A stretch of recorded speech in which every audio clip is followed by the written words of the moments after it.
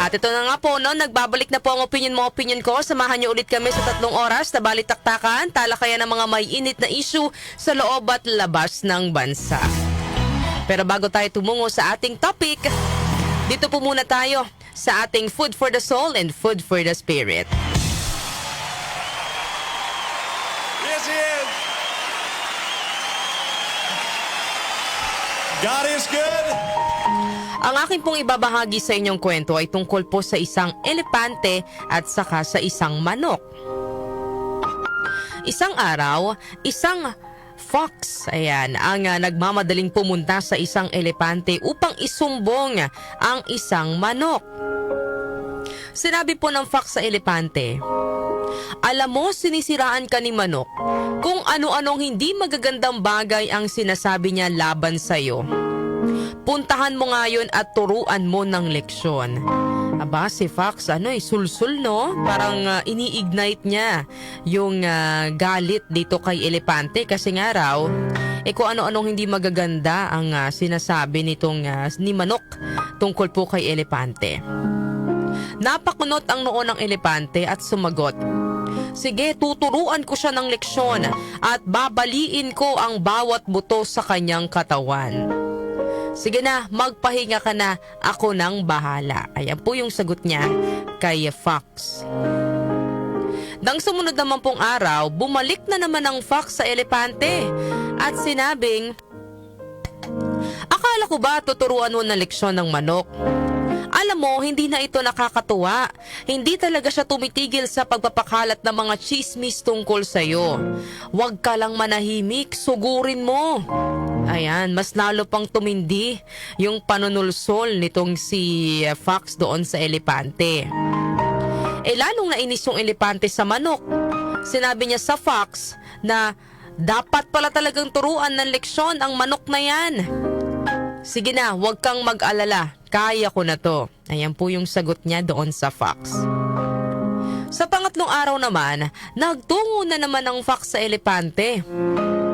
Pero sa pagkakataon nito, parang dismayado na siya sa elepante. Sabi po ng Fox, "Hindi ka ba nakikinig sa akin?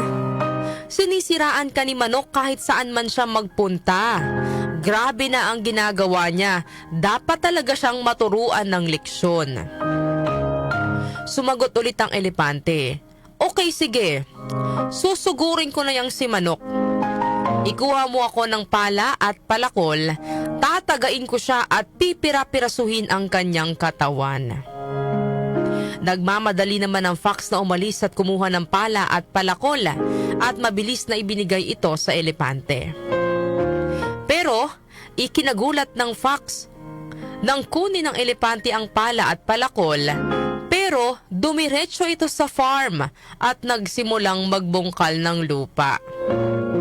Nagtatakang nagtanong si Fox, "Oh, akala ko ba pupuntahan mo na si manok at tuturuan ng leksyon? Anong ginagawa mo dyan?" Ngumiti lang po ang elepante at sumagot, "Alam mo, masyado na akong abala sa maraming bagay. Pero si manok, wala siyang ibang alam gawin kundi pumutak ng pumutak. Isa akong majestic creature na simbolo ng lakas at karunungan. Kaya hindi ako bababa sa level ni manok na kilala lamang sa pag-iingay." Ano po ang aral na mapupulot natin sa kwentong ito? Sa buhay po natin, marami talaga yung tulad ni manok, no? Putak ng putak, kung ano-anong kwentong hindi magaganda yung ipinapakalat kapag hindi po tayo nakaharap, yung tinatawag ngang backstabber. Umaabot pa po sa punto na mag-iimbento ng kwento laban sa'yo para lang madagdagan ang mga taong galit sa'yo. Diba? Yung pag halimbawa galit siya sa'yo, gusto niya, magre-recruit pa siya ng mas maraming tao na magagalit sa'yo.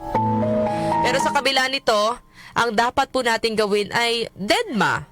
Diba? Deadma lang.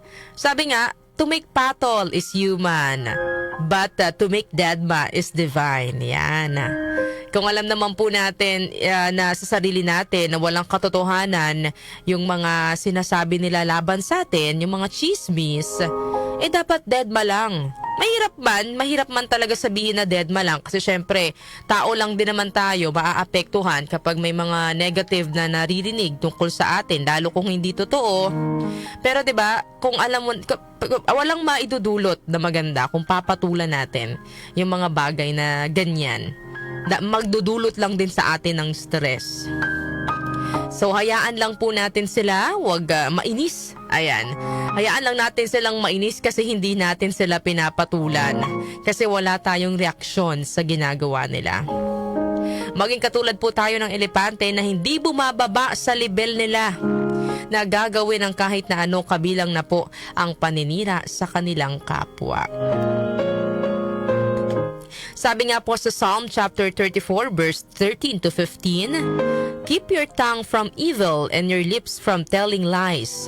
Turn from evil and do good. Seek peace and pursue it. The eyes of the Lord are on the righteous, and His ears are attentive to their cry. Ayan po ang ating Food for the Soul and Food for the Spirit ngayong araw po ng Miyerkules.